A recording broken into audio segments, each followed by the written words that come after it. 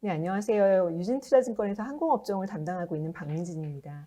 오늘은 이제 포스트 팬데믹 시대에서 항공업계의 체질 개선 방안을 위해서 좀 고민을 해보도록 하겠습니다.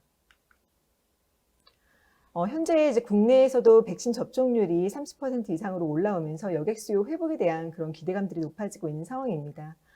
지금 유진투자증권에서는 여객 수요의 어떤 회복 속도가 완만할 수 있다라고 좀 보고 있는데요.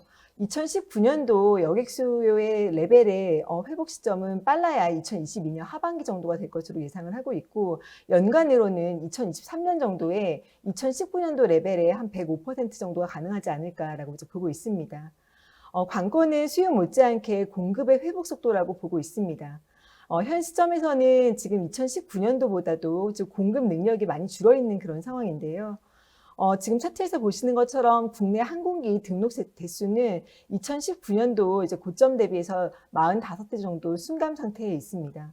항공사들이 현금 유출을 최소화하기 위해서 운용 리스를 반납을 하거나 노후 기재를 이제는 해체하는 방식으로 항공기 대수를 이제 줄여 나갔던 그런 상황이었습니다.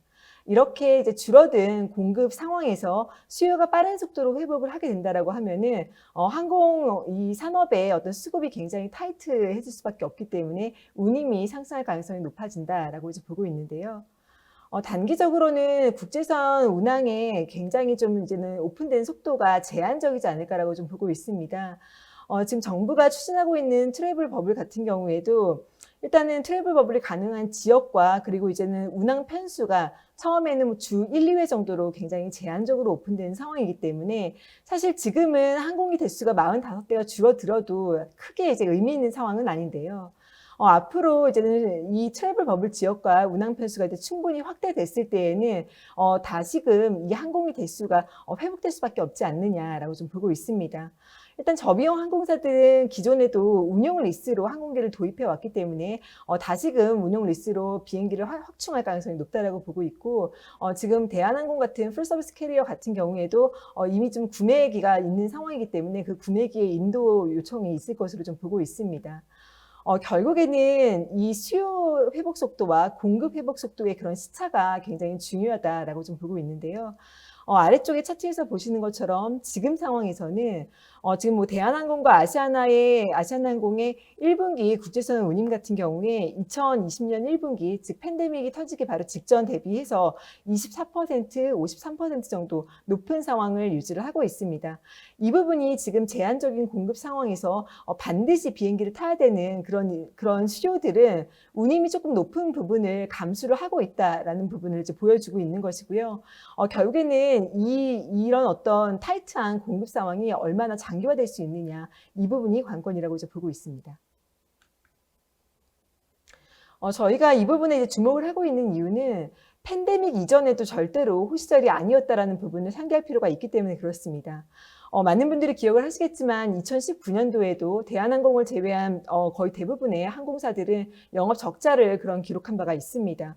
배경은 국제선 운임 하락이 이제 있었고요.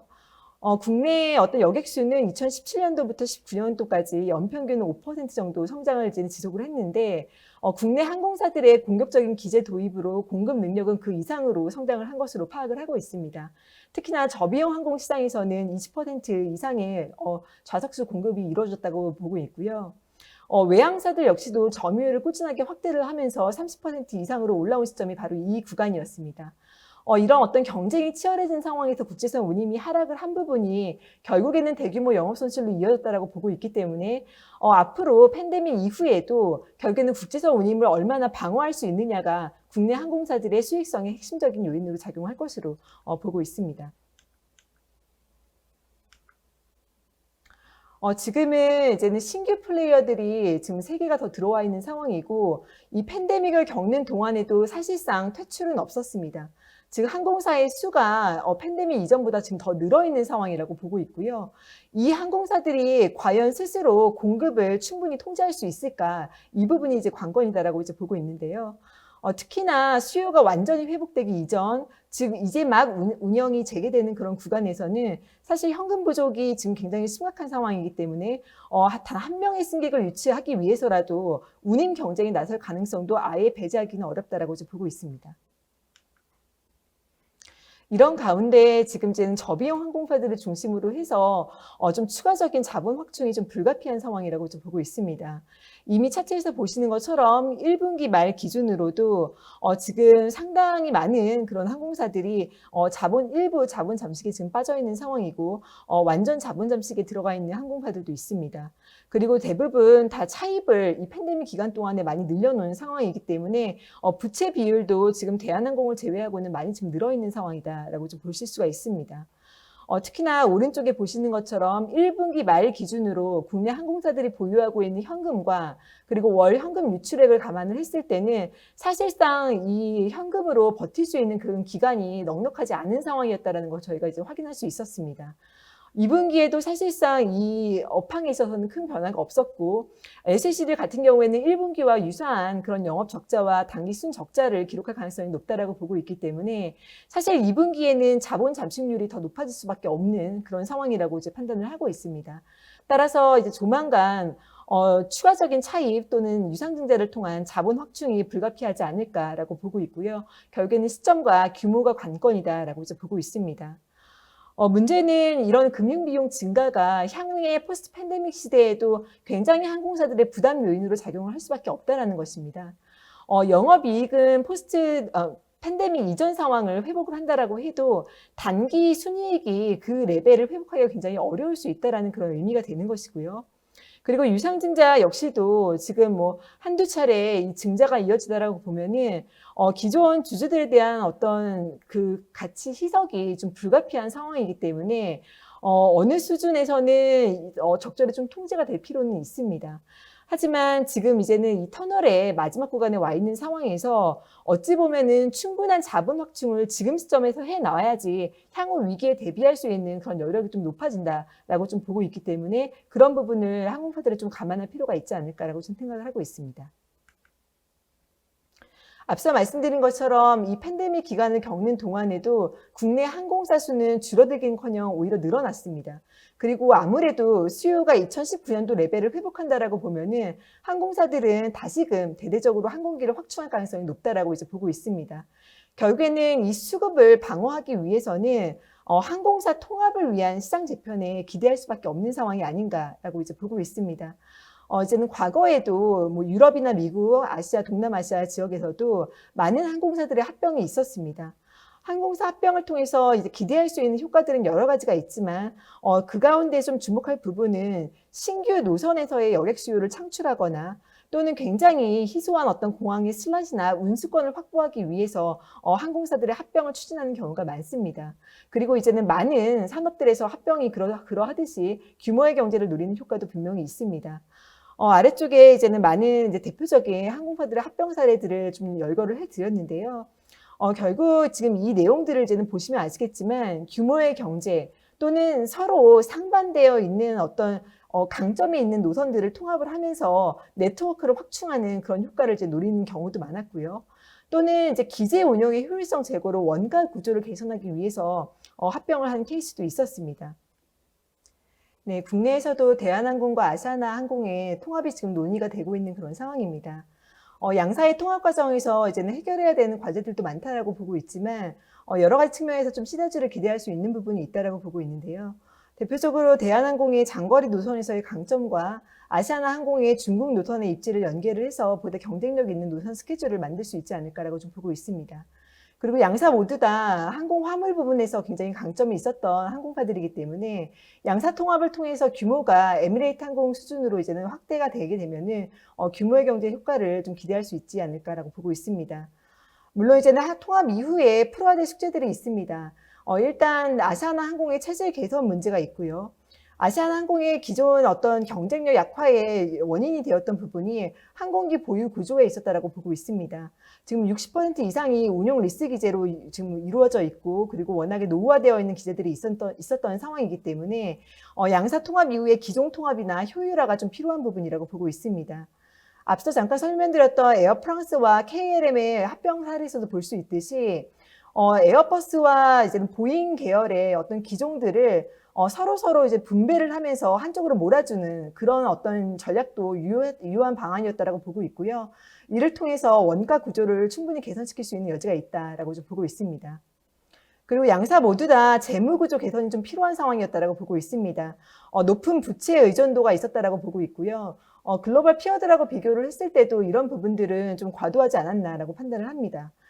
중장기적으로 항공기 리스에 대한 의존도를 좀 줄여서 구매기의 비중을 늘려가는 것도 굉장히 중요한 숙제가 될 것이다라고 보고 있습니다. 그리고 양사의 어떤 중복 노선들이 분명히 존재를 하고 있기 때문에 중복 노선과 중복 인력 등의 어떤 비용 요인들을 컨트롤하는 부분도 중요한 숙제가 될 것이다라고 보고 있습니다. 대한항공과 아시아나항공의 이제 통합 이후에 논의가 될 부분은 바로 이제는 진에어, 에어부산, 에어서울, LCC 3사 통합입니다. 현재 국내에는 신규 진입자를 포함해서 9개의 LCC 체제로 지금 구성이 되어 있습니다.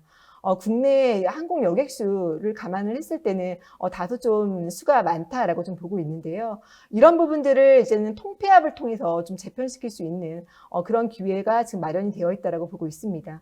아무래도 항공사 수가 감소를 하게 되면은 시장의 어떤 운임 경쟁 강도가 완화될 수 있는 그런 가능성이 있다라고 좀 보고 있고요. 그리고 이제는 3사 통합 이후에 매출 기준으로 1조 8천억, 그리고 이제는 제주항공을 뛰어넘는 대형 LCC가 탄생을 하게 됩니다. 한국 시장을 넘어서 이 동북아시아 시장에서의 어떤 경쟁력을 좀 강화시킬 수 있는 그런 어떤 발판으로 삼고 좀 키워나갈 가능성이 있지 않겠느냐라고 좀 보고 있습니다. 3사 통합 내에서 봤을 때는 일단 인천공항 기반의 진에어와 김해공항 베이스의 에어부산의 결합이 어떤 네트워크 강화 측면에서 시너지를 낼 수 있는 부분이다라고 보고 있고요. 다만 이 3사가 사실 에어버스와 보잉이라고 하는 이제 서로 다른 계열의 기종들을 지금 가지고 있는 상태이기 때문에 사실 LCC들의 어떤 기본 전략을 좀 감안을 했을 때는 이 부분을 좀 정리를 해서 기종을 단일화하고 원가 구조를 좀 개선시킬 수 있는 그런 방안을 좀 모색할 필요가 있지 않나라고 좀 보고 있습니다. 통합 과정에서 사실 좀 지목되었던 게 독과점 노선에 대한 좀 이슈가 있었는데요. 이런 부분들을 사실 앞으로 좀 운임 인상을 좀 제약하는 방안으로 좀 해결을 보겠다라는 게 지금 어떤 정부와 한진그룹 측의 좀 논의 과정이었다라고 좀 알고 있습니다. 하지만 앞서 말씀드린 것처럼 항공사들이 결국에는 체질 개선을 위해서는 이제 돈을 벌기 위해서는 어느 정도의 어떤 운임은 조금 확보를 해야 되는 그런 상황이기 때문에 여러 가지 좀 각도에서 좀 고민이 필요한 부분이라고 생각을 합니다. 지금까지 말씀드린 부분을 좀 정리를 하겠습니다. 앞으로 이제는 포스트 팬데믹 시대에 사실 항공사들은 이제는 그 펜트업 수요를 감안한 굉장히 좀 높은 여객 성장을 좀 기대할 수 있는 부분이 있는데요. 관건은 그런 부분들을 기대하는 항공사들이 스스로 좀 공급력을 통제를 할 것이냐, 이 부분을 사실 기대하기는 상당히 어렵다라고 보고 있습니다. 항공사들이 결국에는 좀 공격적으로 비행기 대수를 다시 좀 확충시킬 가능성이 높기 때문에 결국에는 2019년도로 다시 돌아가지 않기 위한 어떤 노력들이 필요하다라고 보고 있습니다. 그 노력의 이제는 가장 중요한 부분이 통폐합을 통한 시장 재편이다라고 이제 보고 있고요. 이를 통해서 어느 정도의 어떤 운임을 확보할 수 있어야지 항공사들이 돈을 벌고 체질을 개선할 수 있는 그런 발판을 마련할 수 있다라고 좀 보고 있습니다. 그리고 이제는 코로나 이슈가 터지기 직전에 많은 항공사들이 좀 신시장을 개척하기 위한 그런 이제 방안들을 좀 고민을 하고 있었는데요. 이제는 포스트 팬데믹 시대에는 이런 부분들이 좀 다시 제기가 되지 않을까라고 이제 보고 있습니다. 결국에 글로벌 경쟁력을 확보하는 것이 중요하다고 보고 있습니다. 항공업이라는 게 결국에는 글로벌 경쟁이기 때문에 지금 살아남는 거를 떠나서 이제는 글로벌 경쟁사들과 이제는 비교를 했을 때 어느 정도 경쟁력을 확보를 할 수 있느냐, 이 부분이 이제 관건인데요. 중장기적으로 봤을 때는 수익성 개선과 함께 재무적인 체력을 강화를 해야지 이와 같은 어떤 리스크에 대비를 할 수도 있고, 그리고 조금 더 이제는 앞으로 좀 여러 가지 전략들을 펼칠 수 있는 그런 기회가 마련된다라고 좀 보고 있습니다. 많은 항공사들이 지금 포스트 팬데믹 시대에 이미 좀 대비를 하고 있습니다. 미국의 항공사들 같은 경우에는 대규모로 지금 효율성이 좋은 그런 시인 기제를 도입을 하는 것을 지금 검토 중에 있는데요. 국내 항공사들도 이런 어떤 효율적인 기종의 선제적인 도입을 앞으로 조금 이루어 나아가야 되는 상황이고, 정부 차원에서도 그런 부분에 있어서 좀 지원이 필요한 상황이다라고 좀 보고 있습니다. 그리고 결국에는 이 한국 시장으로 좀 유입되는 그 여객 수요를 이제 유치하기 위한 인천공항의 허브공항 입지 강화가 굉장히 좀 중요한 숙제가 되지 않을까라고 보고 있습니다. 많은 공항들이 이 부분을 놓고서는 경쟁을 하고 있습니다. 이 부분은 어떤 국가적인 차원에서의 좀 경쟁이다라고 좀 보고 있고요. 그리고 또 한 가지는 델타항공과 대한항공의 사례와 같이 어떤 기업을 유치하는 부분이기 때문에 어떤 개별적인 항공사들의 좀 노력도 필요한 부분이라고 좀 판단을 하고 있습니다. 그리고 앞서 말씀드린 것처럼 많은 항공사들이 M&A를 하는 이유 중에 하나는 굉장히 희소한 어떤 슬롯이나 운수권 같은 그런 자원을 확보하기 위함에 있습니다. 국내 항공사들도 앞으로 이제 글로벌 경쟁력을 확충하기 위해서는 이런 해외 자산들을 확보하기 위한 M&A도 한 가지 옵션으로 좀 검토를 해야 되는 상황이 아닌가라고 판단을 하고 있습니다. 이상 유진투자증권의 박민진이었습니다.